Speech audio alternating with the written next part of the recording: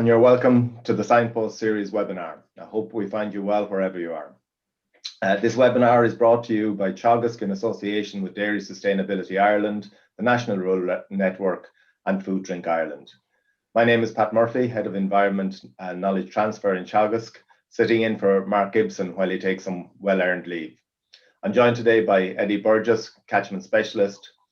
He will be asking the questions. Good morning, Eddie. You might turn off your mute and join us there. Yeah. Good morning, everyone. A pleasure to be here, and I'm looking forward to hearing the webinar coming up now. Thanks very much, Pat, for asking me to be here.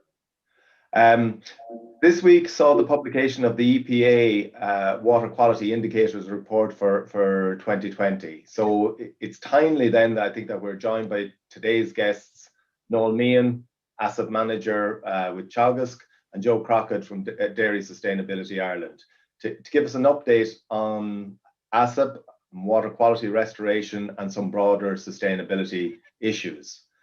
And I think just to quote a little bit from the beginning of that report, on the summary of it, it said surface waters and groundwater is continuing to be under pressure from human activity, particularly from nitrogen and phosphorus from agriculture and urban waste water discharge.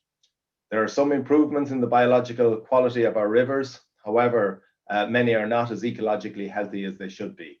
Focused action is needed to see sustained improvement in water quality, which is essential for ongoing health and well-being.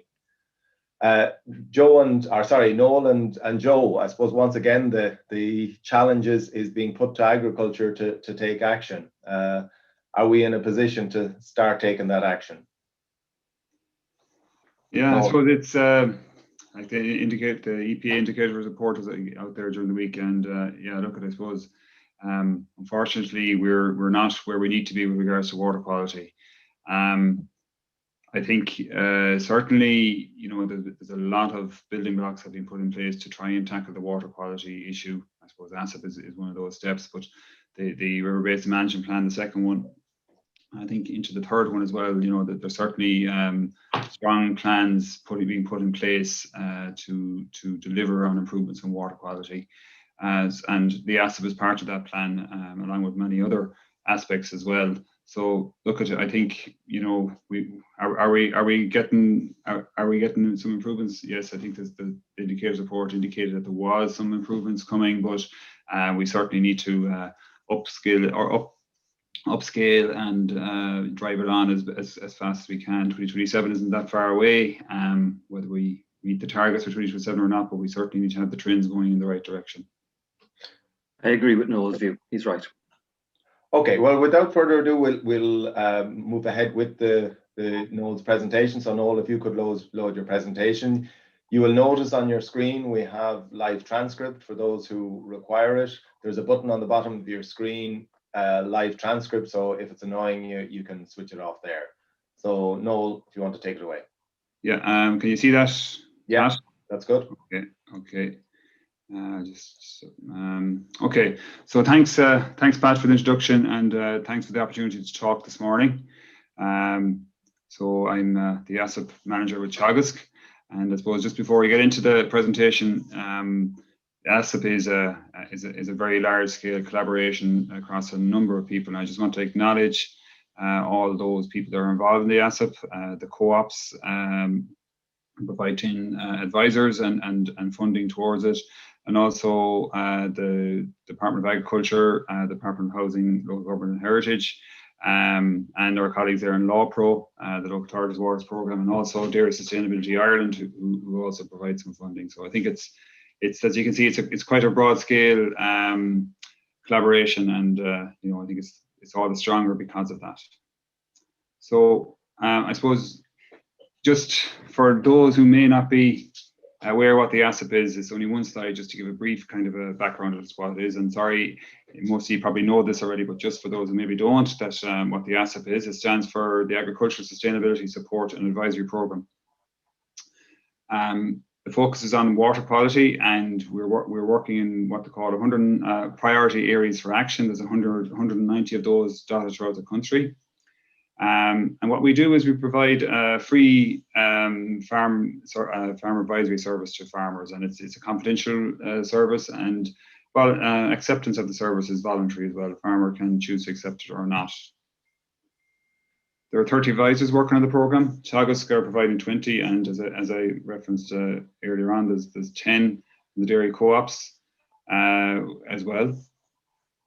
In fact, in fairness to the dairy co-ops, there are plans there to expand their number of advisors working in the ASSAP. So I think that's a very positive indicator from the dairy co-ops that they're going to add to their complement of ASSAP advisors.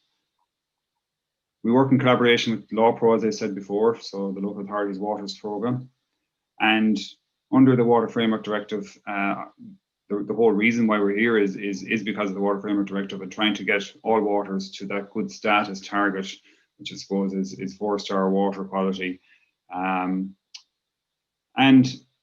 what LawPro do is they provide the catchment science. They're the guys that get into the guys and ladies that get into the rivers and do the depth studies, gather all the information, try and identify the pressures and where the locations of the pressures are, where they are within a PAA, and provide that information to us. So we spent a lot of work, a lot of time the last 18 months with our colleagues in LawPro developing and making that system of referral to ourselves and the reporting that we would do back to them with regards to issues and pressures identification. That that we really strengthened that and made a better job of, and made it more fit for purpose, and the whole program is benefiting on the back of that. So the lockdown provided us with that opportunity to really improve on that. So a good bit of work done there over the last 18 months. And I suppose the ASSAP advisor contacts the farmer offering the service. So that's once we get those referrals from LawPro, it's up to us to go and contact the relevant farmers, offer the service, and see what we can do for them. So I suppose just a few highlights or a few figures, facts and figures. Unfortunately, there's going to be a lot of these in my presentation, a lot of figures and numbers, but look, bear with me. I think it's all good information, and I suppose maybe just indicates the amount of information that ASSAP is collecting and gathering. So to the end of December 2020, we've 1,810 completed farm assessments nationally, and I suppose no more than any other industry or any other sector of society, the COVID-19 impacted severely on our ability to visit farms during 2020 and even into the first quarter of 2021 as well. But thankfully, things have improved with that, and we're able to get out and visit farms now. Although I suppose we have to keep an eye on the current numbers and variants and so on, and see what comes from that. We have follow-up visits where we go back out and try and visit, see what level of implementation has occurred. So there's 391 of those. The engagement of farmers is still quite high, and which is great to see. And that figure hasn't really changed a whole lot. 96% of farmers are engaging with the ASSAP advisors when we contact them. So, we had felt that may slip a little bit. It's still holding, but we'll keep an eye on that into the future. But it's a good. I think it's a very positive indicator that farmers are willing to engage in water quality issues and aren't afraid to have somebody on their farm looking at things. Across all those farms, we've identified 10,233 issues. That's a lot of issues out there, which is an average of 6 issues per farm. And again, no more than the engagement piece of it, where we ask a farmer to do some actions. We're getting agreement on 92% of the occasions. So I suppose just to clarify that a little bit, our point is, what we want to do is we want to get a farmer to agree to do something to fix a problem. So, we may suggest a mitigation action. The farmer may not agree to that mitigation action, but may agree to the second suggestion of mitigation action. So, we get an agreement on the farmer to do something. So I suppose the 8% is there is where the farmer is not agreeing to do anything at all. So look, that's just a clarification on that. So just to break down the sector, so of all the 1810 farms, 31% are dairy, 57 are involved in beef production, so be it sucklers or calf to beef or whatever beef enterprises going on. And then we have sheep tillage and other enterprises are making up just 12% of the farms assessed. And again, this is maintained, being consistent throughout the ASSAP so far, is the where the pressures are, or what the pressures are. So the diffuse phosphorus, nitrogen and sedimentation, those diffuse issues are still by far and away the greatest pressure there, coming around 3/4 of all the pressures. Whereas you know, the point sources, toxicity, pesticides, and ammonium are down at 16, 5, 6 and 5%. So I suppose the next thing I just want to maybe highlight to you is the various issues that are out there and how we do in a farm assessment. So I don't think I've actually done this on a webinar yet, but when we go to a farm, we look at 3 different parts of the farm. We look at the farmyard, and there's 9 areas there, and an option for one that maybe isn't covered by the previous 9. In the land management, we have 23 options, 23 issues that we can identify. And in nutrient management, then there's another further 13 issues that we can identify. So there's 46 issues in total that we assess a farm for, and try and identify if there's problems or issues there with regards to slurry storage or silage pits or phosphorus loss or whatever the issue may be. But behind each of those 46 issues, we have mitigation actions. So for the slurry storage, we have 5 different mitigation actions there. So that's, you know, improved management and collection of and storage of farm waste, additional storage for farm waste required, separation of clean grey soil water or dirty water, reduced or destock, reduced stock, and informing and educating farmers. So there's 5 options, 5 mitigation actions that we can recommend to a farmer there. And likewise, we say for phosphorus loss through urban and flow, we actually have 21 different options that we can ask a farmer, and we can recommend to a farmer depending on what the issue is and what the scale of it is, and based on the advisor's best opinion and best knowledge, and the farmer's willingness to take on the mitigation action. So as you can see, you know, management of critical source areas, riparian buffers, fenced, unfenced, and so on down the line. So there's 21 of those, but in total across all 46, total possible mitigation actions is 289. So I suppose I'm just trying to give the viewer or the listener an idea of the scale of the assessment and the scale of the mitigation action that can be recommended to the farmer. So I think that's worth sharing with you this morning. Okay, so I suppose the next part of this is that each issue identifying the farmer is assigned a risk. So we try and you know, categorize these issues into 3 different risk categories. So it's high risk, moderate risk, and low risk. And of all the issues that we have identified, you know, 44% are falling into the high risk category. And I suppose why this is important is that the way we define high risk is an issue that are issues that are likely to have a high impact on water quality. So these are the ones that we are, you know, if we identify an issue with phosphorus loss, and we rank it at high risk, well then this is an issue that needs to be dealt with. So these are the ones, the high risk ones are the ones that we focus our effort in with the farmer to try and get some movement on. So we have moderate and low risk. So, you know, as I said, our priority is to get the high risk ones sorted, because those are the ones that are having the high impact or likely to have a high impact on water quality.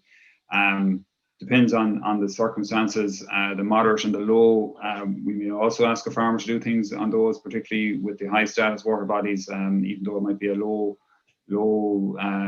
risk issue. Even low risk issues can have an impact on high water quality or high status water bodies. So, you know, we have to use our local knowledge and our information from Law Pro and making calls on that. So as I said, the focus from ourselves is on the high risk issues and implementation of mitigation actions for those. And I suppose just to kind of indicate what issues are being identified. So these are the 20 most frequent high risk issues that have been identified. And again, these have been quite consistent. These aren't really changing too much. But I think it's also important to note that these 20 account for 82% of the high risk issues that are out there. These are the ones that are likely to impact. So there's 26 there that, you know, aren't really impacting, 26 issues. So it's these 20 that, you know, when we're going out, these are the ones that are consistently impacting on water quality, or the potential impact on water quality. So you have your PLOS, overland flow, nutrient management planning, drinking points, buffers, organic manure timing, and so on. So those are the ones that keep cropping up, and them are the ones that we focus on. So I suppose then we know what the issues are. What are the mitigation actions that we're asking farmers to do, and how do we know what sort of implementation is happening around those ones? So again, just to put a bit of context into what you're going to see in a few minutes, but I have a lot of information on the level of implementation of actions here, but just to explain the jargon, actions reviewed. So, you know, these are the number of actions reviewed by the advisor. So, you know, there may be more recommended, but we just haven't gotten around to reviewing them yet. They will be reviewed. Not started, so this is where the farmer has not started implementing an agreed mitigation action. So for example, fencing off riparian margin. Not proceeding, this is where a farmer would have agreed to a mitigation action, but then for whatever reason decided that he's not proceeding with mitigation action. Commenced, farmers commenced the implementation of the agreed action. So he started fencing off the riparian margin, but isn't finished. Complete, this is where the action is complete. He's finished off fencing, or he or she has finished off fencing the riparian margin. And ongoing, so this is where the implementation of the mitigation action is ongoing, meaning that it needs to be implemented on a year-round basis. So for example, the management of a critical source area. So this is something that you'll never be finished with. So, you know, the more physical things like fencing or fixing concrete slab or putting the tank or something, that's a definite finite thing. It's either there or complete or not. Whereas the ongoing one is more around practice change, and it needs to be happening all year, every year, or specific times of the year for it to be effective. So again, just looking at those most frequent high-risk issues, and I suppose what I was trying to do here is just maybe where there has been no action, so that's not started or proceeding, and where there has been action, so this is your complete, commenced, or ongoing.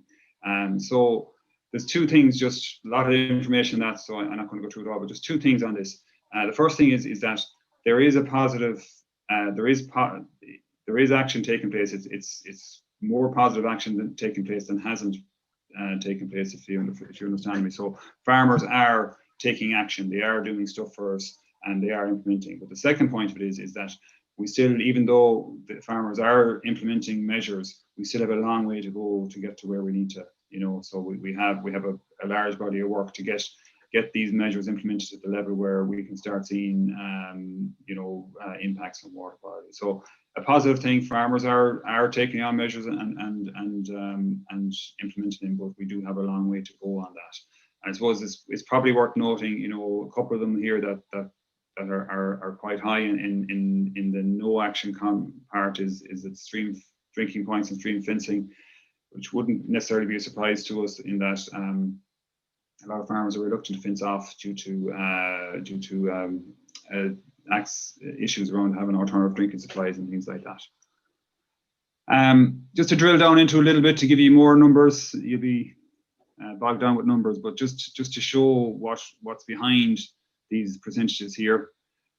So this is just for the phosphorus loss. So what we can do is we can identify the mitigation actions that I showed you early on in the presentation. So management of critical source areas, riparian buffers, and so on down along, and we can break that down into you know, the high risk agreed, actions reviewed, and then it's not started, proceeded, and so on down along. So that's just to show the level of detail and level of information that we can extract out behind each action, each issue, and each mitigation action, and see how the implementation is going on that. And the same for the another 5 there, but I won't go through those because I'm eating into Joe Crockett's time here, so I'll keep going. This final thing I'll just show is just, you know, how does this break down into an actual PAA? So and how does the whole process work? So the DICER 10 is a water body that is a single water body PAA, and it delivers into the Lough Ennel, which is a fresh or a lake bathing water site that has been. I think it's not a bathing water site anymore, but hopefully we'll be back shortly as a bathing water site. And there's been a number of issues there. So our colleagues in Law Pro, you know, when they did the referral, they identified a number of issues. So diffuse phosphorus sediment loss from poorly draining pasture, access of livestock to the main river channel, and damage to the riverbank from access and from drainage works, water troughs, non-observance of buffer zones, and application of organic fertilizers at inappropriate times and locations. And I suppose there's a pathogen issue in the lake. That's why it's not a bathing water anymore, and that would indicate, you know, the summer spreading of slurry may be an issue there. And you know, typically you would think if you're putting slurry out in the summertime that would be an ideal time, but obviously it's impacting, particularly when you have those heavy summer downpours. So I think that's where that's coming from. And soil water runoff from yards. So just to give you an indicator of what we've seen there. So the issues identified here: phosphorus loss, so buffers, drain cleaning, drinking points, weather and fertilizer management. This is around use of herbicides more so than sheep dip, silage pits and effluent, sediment loss, and so on down along. And those are the key, the most frequent selected mitigation actions. So there's a big push in this area here around the implementation of buffer zones to protect the water from diffuse losses, and also, you know, livestock access. And there's a couple of little bits needs to be done around the yards where you have additional storage for farm waste required, and what level of implementation has occurred there with those. Okay, so just to summarize on what you've seen there. So, you know, we had COVID-19 has impacted in 2020, and a little bit of 2021, but we're out and about now and getting very good engagement by the farmers. And you know, I think it's very well worth noting, like the farmers are very much willing to have us in and to talk to us and to try and do what they can to improve water quality. The pressures and the issues are consistent. So since I started doing these reports, the first reports, they've remained consistent with the figures. There hasn't been any major fluctuations up and down, which I suppose is a good thing. Mitigation actions need to be implemented and maintained to improve water quality. And you know, if we don't have that, we won't see improvements that are necessary. The implementation has been positive by the farmers, but we need greater levels required. You know, we need to make sure that we get the implementation even higher to see those positive impacts. And the final thing is that the ASSAP interim report, which is basically what I've been showing you there, is due to be published shortly, and watch out for that. So that's my lot, Pat, and apologies, I'm gone well over. So Joe, I'm eating into your times. Apologies about that. Okay, Noel, thank you very much. If you'd stop sharing, yeah, and Joe, you might start sharing. Just Noel, I suppose a quick question. Going back to a slide you had there about the level of implementation of certain actions. There's a number of areas where there was a fairly high level of non-completion of actions. Does that have implications for I suppose policy or changes that we need to make in how we run the program or on the policy side? Yeah, like I suppose one highlighted there was the fencing upstream of fences and so on. And look at that. That's something that we would have spoken to the department on. There's a couple of reasons why that's not happening, and it's because there's no, you know, there might be any alternative water supply. There's a cost to it.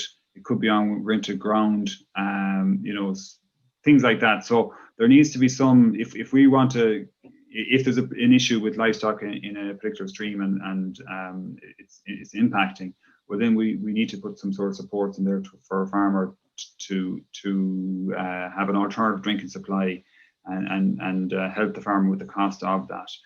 There's other ones there, but with largely around, we'll say, tanks and concrete works around yards. So I suppose there are grants and there are facilities there, and I think what that's indicating is that it's actually the whole process of getting planning permission and getting that approved, and then getting TAM's approval, and then getting the work done. So it's just the amount of time it takes to do these things is probably what's impacting there and those other ones. But yeah, like there are some policy issues there.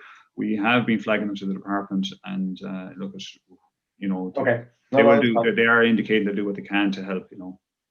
Okay, Joe Crockett from Dairy Sustainability Ireland. If you're ready, go ahead there. Can you see my screen, guys? Is everything okay? Yeah. Okay, great. Thank you very much. Right.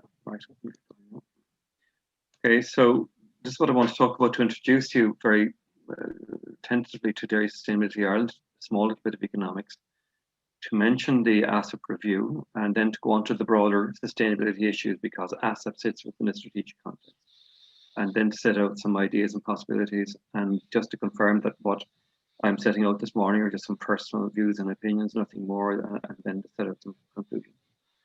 So it's Dairy Sustainability Ireland. These are all the different participants, the primary processing companies on the top line and the main, the different aid associations on the second line, and the government agencies on the bottom line, all participating.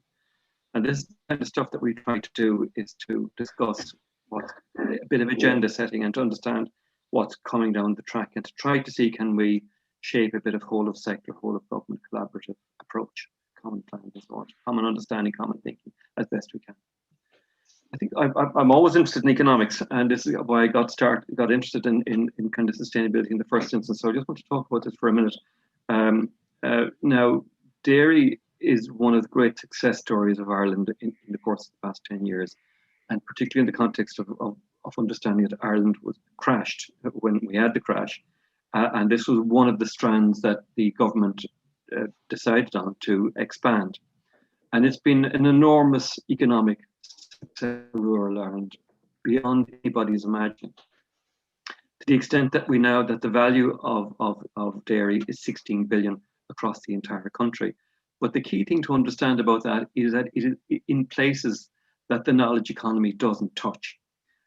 So for the likes of rural counties where foreign direct investment doesn't happen, dairy and milk product is really the economic pillar that's holding up the towns and the villages and the parishes and the communities and so on and so forth. And there's a multiplier effect that if farmers have money, they're spending it on goods and products in their area, and it's a huge economic pillar. The market piece of this, the international market piece, is also very, very important. And again, the comparator with Irish drinks, that 6.5 billion for dairy as against 1.4 billion for the Irish drinks industry. So the question of kind of the market success that Irish dairy has become due to enormously good efforts by kind of Ornua and Board Bia over long years to develop these markets and to make it happen.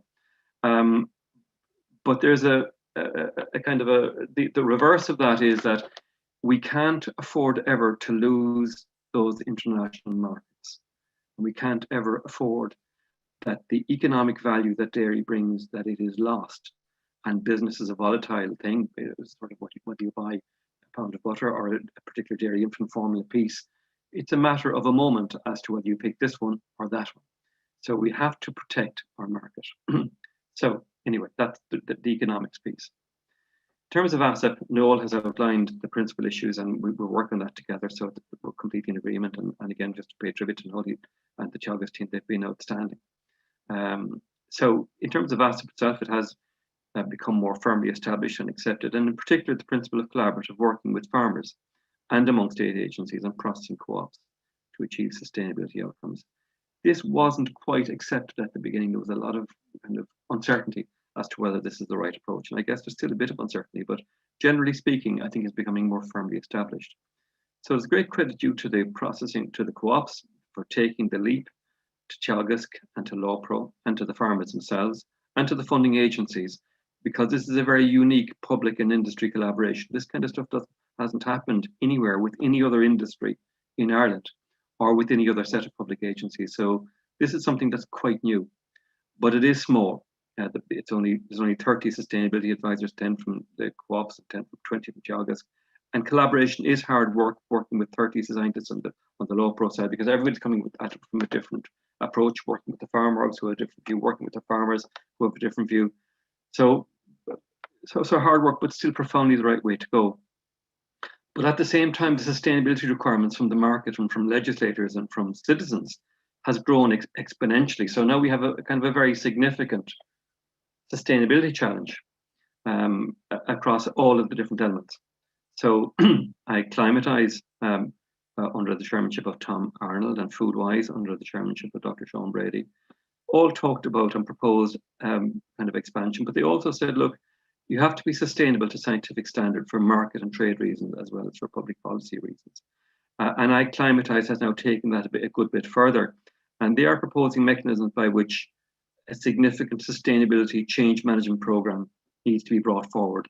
And that's kind of the core of my thinking, that we need a significant whole of government, whole of sector industry sustainability change management program that delivers change on the ground with farmers to scientific standards.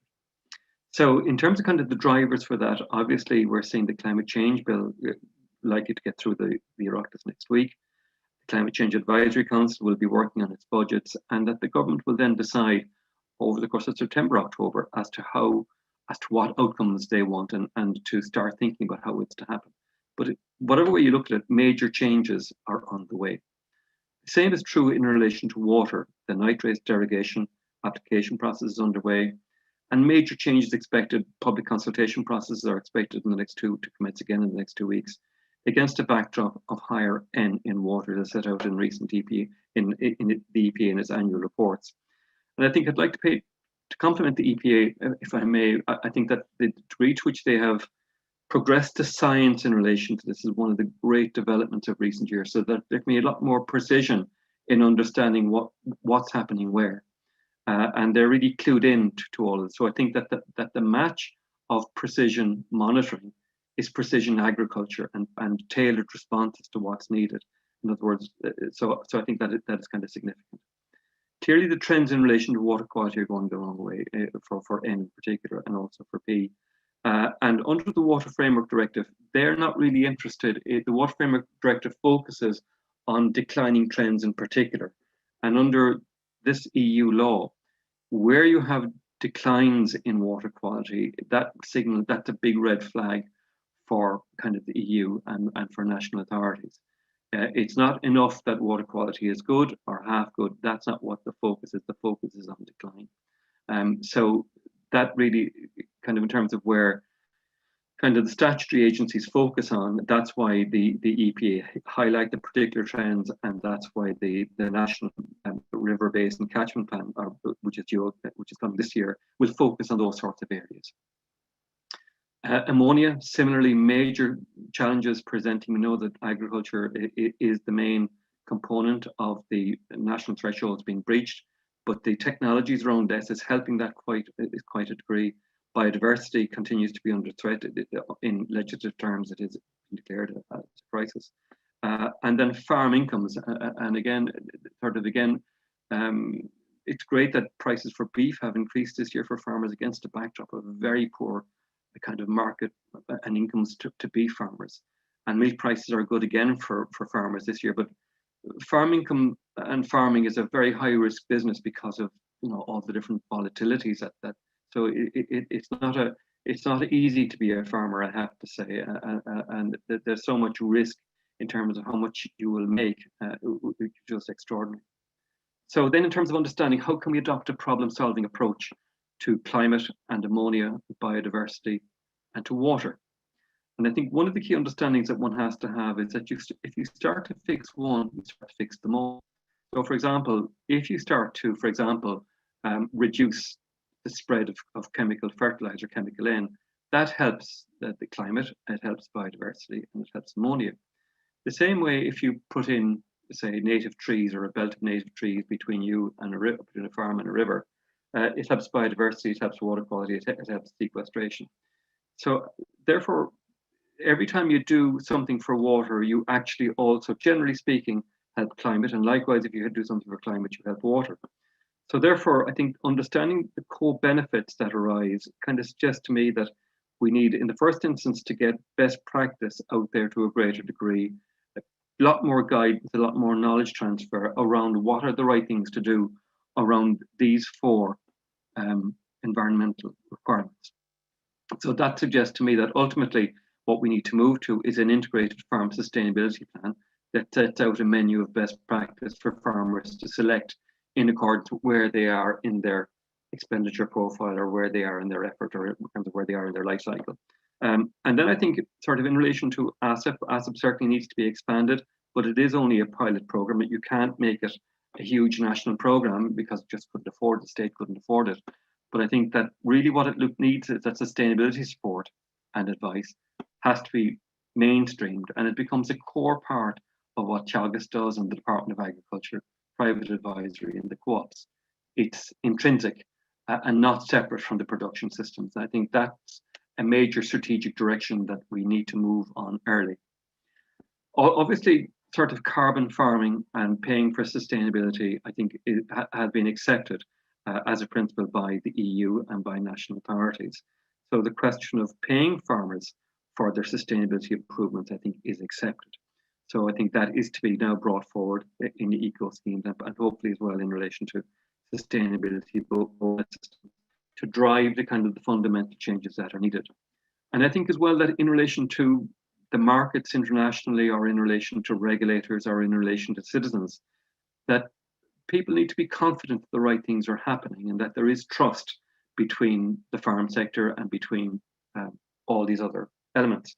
So the question of kind of having some sort of a system of independent auditing, so that farmers know that the right things are happening, that they're having the right outcomes, but that there is trust, and that there is no need for, in my view, for kind of hard conflict between the agri sector or Urban Ireland, or between policy sectors, or between ENGOs, because it is in everybody's interest, both from a market and from an income, and from a legislative and a public policy perspective, that we get this stuff right.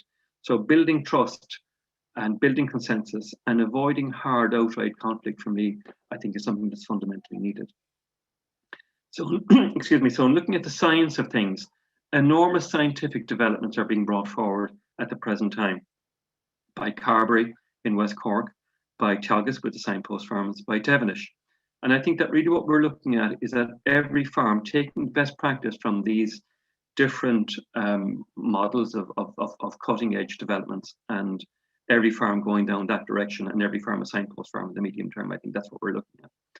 And I think Carberry and UCD, in terms of winning a €2 million prize from Science Foundation Ireland, was an enormous confidence builder for the sector around to prove that this stuff is doable. And Dairygold and Glanbia have brought forward our major sustainability change programs. Glanbia's one was launched this week, focused on carbon reduction. And there's a lot more to follow. So it's a great credit due to Dairygold and Glanbia for those significant steps. So therefore, in terms of looking at the ask from the sector, from Agri, when you look at kind of the Teagasc MAC curve, it has 3 elements. One is climate mitigation on farm. And that is kind of the part that everybody looks at, because we're accountable to the EPA budgeting strategy for that. So that's where the Carberry and the Signpost and the Devonish stuff comes in. But that's, in my view, too narrow a focus. We also need to look at the other things that Agri can deliver. So it can do energy in relation to microgeneration with solar. It can do anaerobic digestion. And there's lots of companies out there now doing significant stuff in that area. For example, Dairy Master is doing incredible stuff down in Kerry. The solar energy companies are doing great stuff, and there's lots of, and indeed the ESB and Electric Ireland are doing great stuff there, as well as an awful lot of solar companies, local power, and so on and so forth. But also, and then Gas Networks Ireland are doing stuff in relation to anaerobic digestion. So there's great possibilities emerging. But I think also in relation to sequestration, I think there's an awful lot that can and should be done by the agri sector to advance sequestration and for it to be recognized. So these are all the different asks that are possible. So agriculture can become a major deliverer of agri-climate betterment, not just for on-farm mitigation, but also for energy and for sequestration. And these would represent a major win for society. And in my mind, they're very deliverable. And that's kind of one of the the question of kind of, again, the problem solving and can we fix this? And I won't use the Obama thing, but I think that actually this stuff is fixable. Then talking about water. Now my brief is comms and education and kind of behavioral change. And again, the question is, how do we solve a problem like nitrogen or excess nitrate? So obviously what's under examination is additional dedicated asset support in vulnerable areas as per the EPA maps. Question of everybody working together to solve the problem as per the second line. The question of best practice slurry management. Teagasc, and kind of the idea now is that best practice really is that to get slurry out by midsummer if you're to max productivity and to max sustainability performance. And I think that really is where every farmer should position to get your slurry out by the midsummer. And then if kind of any soil water gets into the tanks between now and October, take that soil water out for best practice and then be ready for what's coming in from October. I think also it is appropriate to look at the question of the assessment of slurry storage and to see, is the slurry storage capacity right? And then to address the issues that present from that, if there are any, and then in particular to adhere to the close season. And I know that there's lots of questions as to whether the close season are right or wrong, but Pat Murphy or the Teagasc people will tell you that the science completely supports complete and full adherence to the close season. I think nutrient management planning, the implementation of that is critical. And then the question of protected urea, all fertilizer sales linked to hard number, the use of clover, multi-species swards, the use of less, all these things will be major elements. Columbia have proposed a water quality farm plan per farm in NXS areas, and that's profoundly right. And it's part of that integrated sustainability plan per farm, which I think is where we're getting to. Tillage is also a contributor to NXS in particular catchments, and that is something that also needs focus. The other bits you can see there on the screen. So then in terms of kind of closing out the conclusions, and I just want to slow down a little bit here just for 2 minutes. So what we need for climate change and for water quality and for EU directives and for market requirements is major and impactful change on sustainability, improvement to scientific standard, to trusted standard. We also have to fix forestry, planting rate, because if we don't, the mitigation that delivers for land use will fall off in 2030. So that really has to be fixed. And I know that they have fixed kind of the planting mix to make it far more sustainable. And there's great credit due to them to the department for that and forestry system. So, but we need to fix that. So I think this is kind of my main point really, that we need to move away from the question of policy for all of these different things into implementation. And we need change management strategies to make this stuff happen. And I wonder whether we need new or refocused national structures on sustainability management and support, because implementation is what matters. And if you look across the world, it's only around implementation. It's not about what great plans you have in the drawer or looking at you. It is about how do you make it happen to outcome and performance standard. So we actually need significant effort. We need coalition building and collaboration because there's no point in wasting energy fighting and conflict. We need coalition building, collaboration, working together with the farmer at the center for support, focus, and engagement. So in conclusion, Agri, in my mind, can deliver climate betterment, not just climate mitigation, can deliver energy, can deliver sequestration, but it can also deliver water quality, biodiversity, and ammonia success. Now, the question is, can Agri really do that? And we know from Food Harvest and Foodwise that it can. There's been huge success already achieved economically and so on and so forth, and export-wise. So definitely it is a case of the Obama stuff. Yes, we can. But I think it is key to understand sustainable agriculture as a market protection and as an economic growth requirement, not simply as a policy and as a regulatory requirement. It is needed for economic protection and development as well. But the principles we have to use are that it's collaborative, problem solving, phased, resource, and that there are metrics to trusted standard. And that then delivers the sustainable agri that we all need for the farmer, for the market, and for public policy success. But we can only do it if the same processes and supports and energies and direction that delivered Foodwise and Food Harvest are delivered now and applied now to sustainable agri. Thanks, guys. Sorry, I went on a little bit more. Thanks. Okay, thank you very much, Joe. Just ask Noel and Eddie maybe to join us back again. And if you'd stop sharing your presentation there, Joe. And just give me a moment, please. Okay. Just, I suppose, a couple of quick questions. Noel, I suppose what you're saying to us is ASSAP is working. It's working in the current areas for action. There are potentially a lot of areas outside the current areas for action where water quality is not good. Is there a plan to expand into those areas in the future?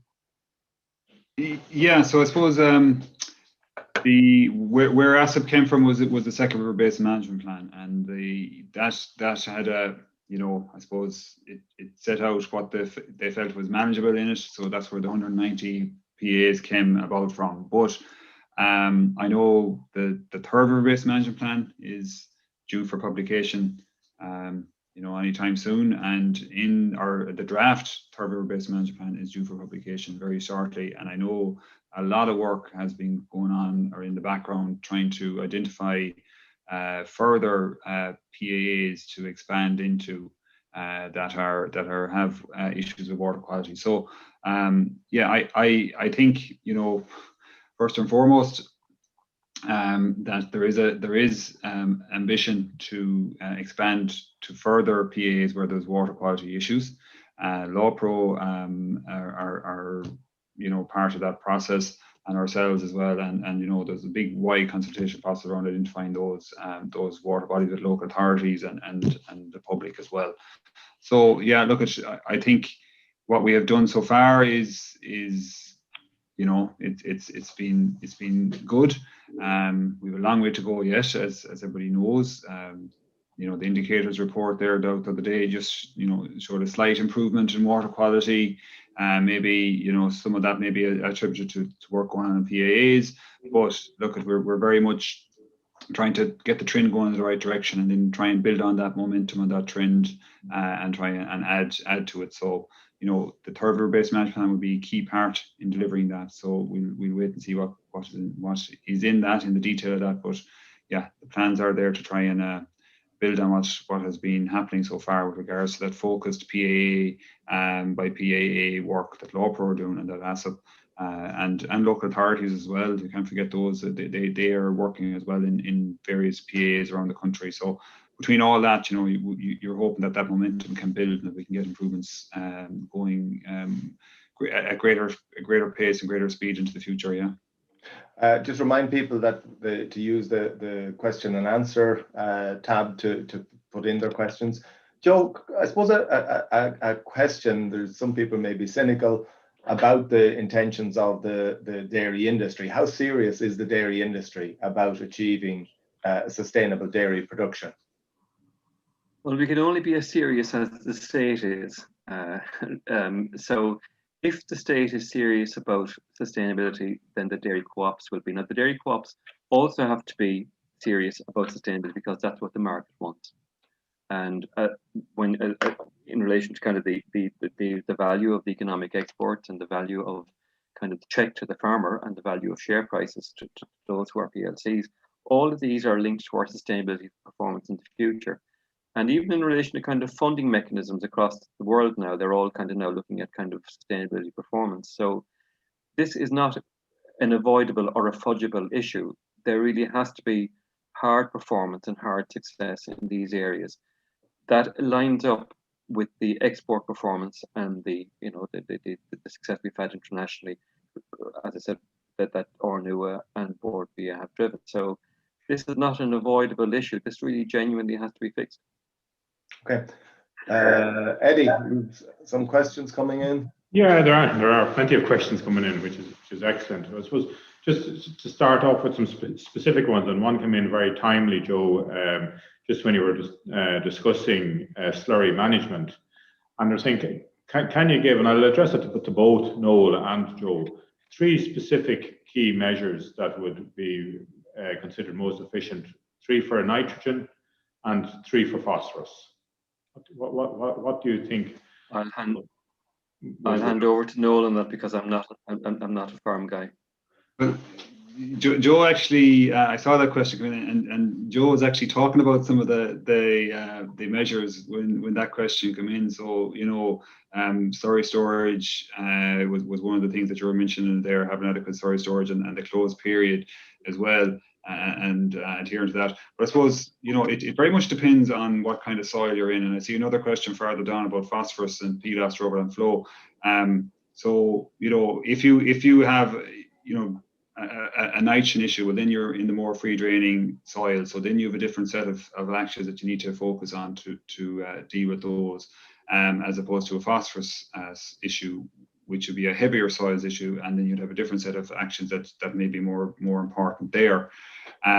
So just from the nitrogen, I certainly think the slurry management and the usage of slurry and that winter period, early spring, late autumn period, those are crucial periods of the year where we need to be very careful on how we manage our slurry or manage our nutrient inputs, our nitrogen inputs, our chemical inputs. So I think we will need to get much smarter and much more reactive to the weather conditions. So soil temperature, soil moisture deficit, what the growth rate is on your farm, those kind of things are going to have to play a part in whether you decide whether you should go with nitrogen or slurry in the early part of the year, or should you delay it a week or 10 days, whatever it is. And that will vary from year to year, and will vary from parts of the country, and it will vary from farm to farm.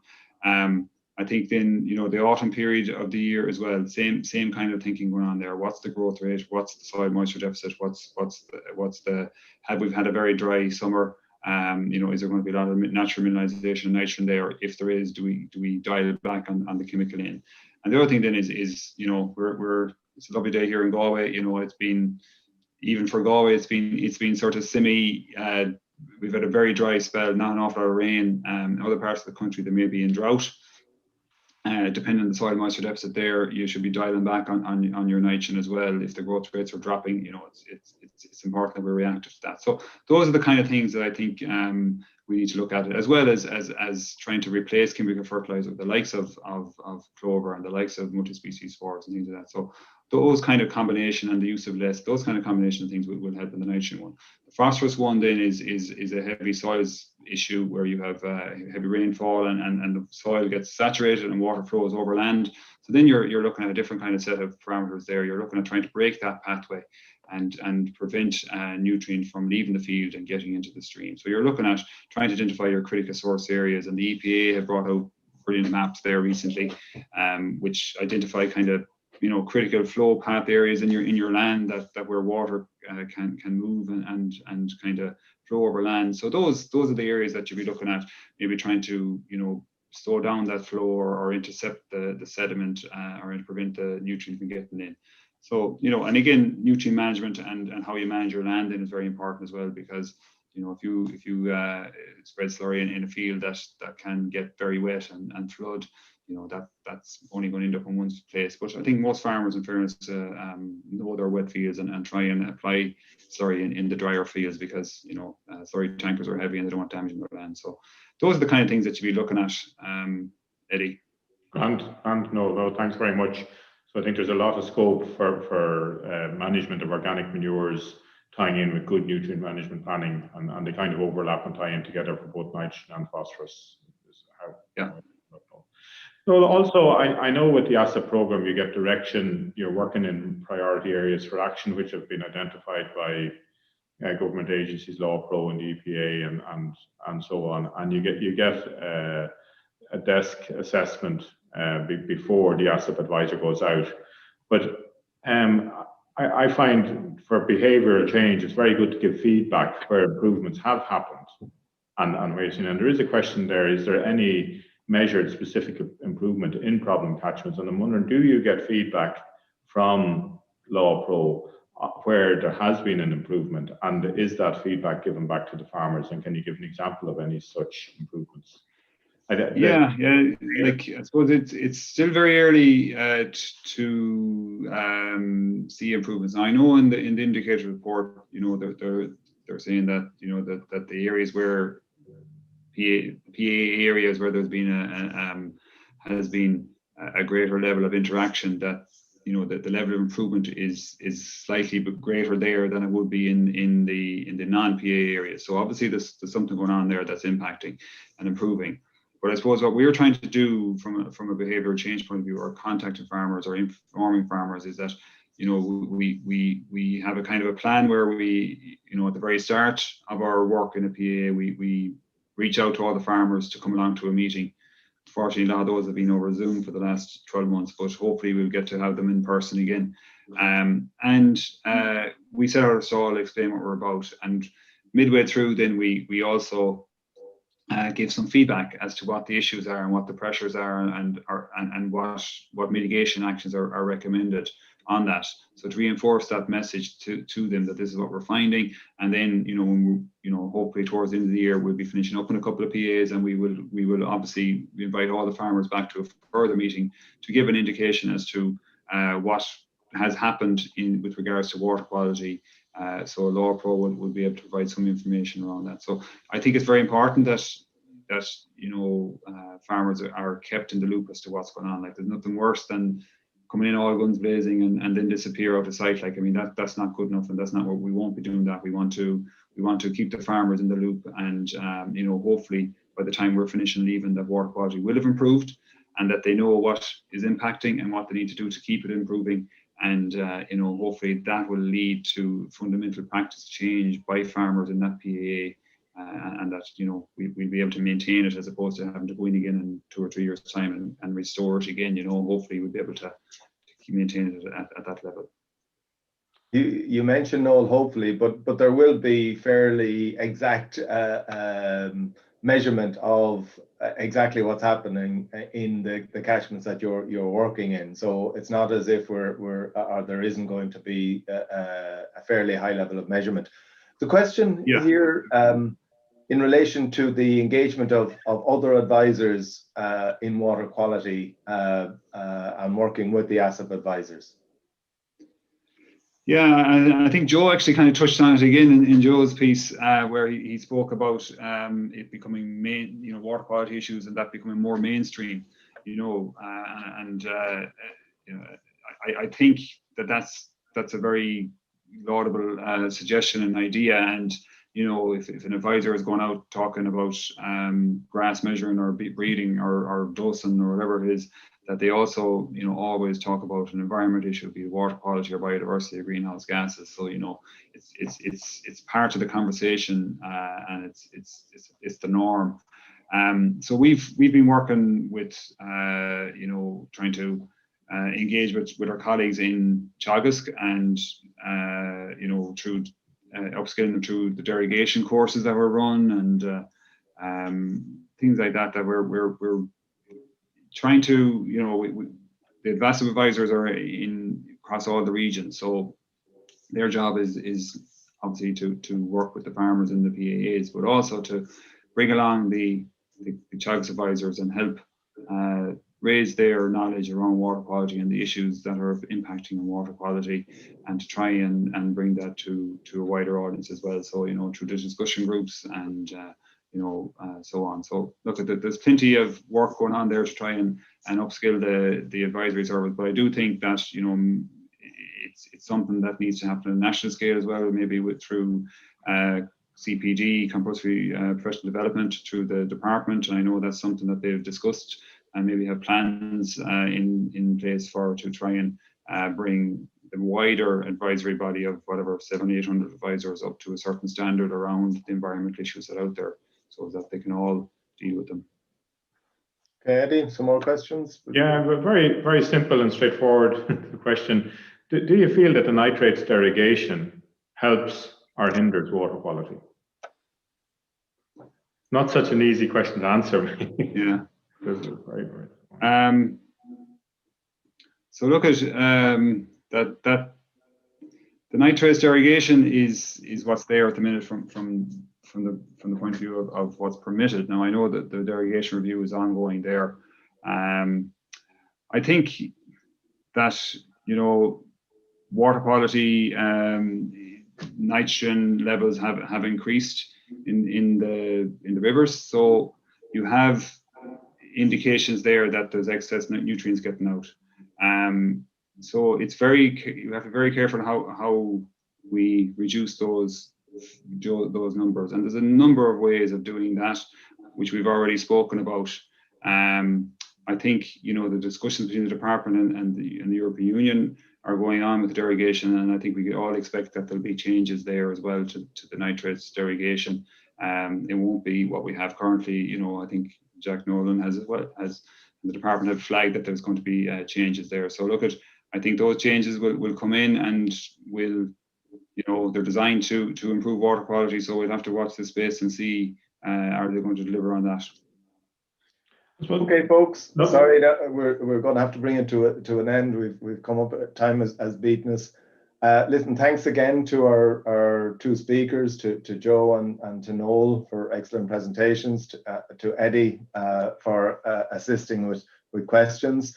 At this point, I know we normally thank our production team, Andy Boland and Yvonne Marr. If you might turn on your cameras there, just so that everybody can see it. The two of them are with us here this morning. I think just to acknowledge the amount of work that goes in from Yvonne and Andy to keep this moving and to keep the webinars going out on a weekly basis has been colossal over the last year and a half, and they're continuing to work ahead with planned schedules right out to October of this year. So thanks again for all the work.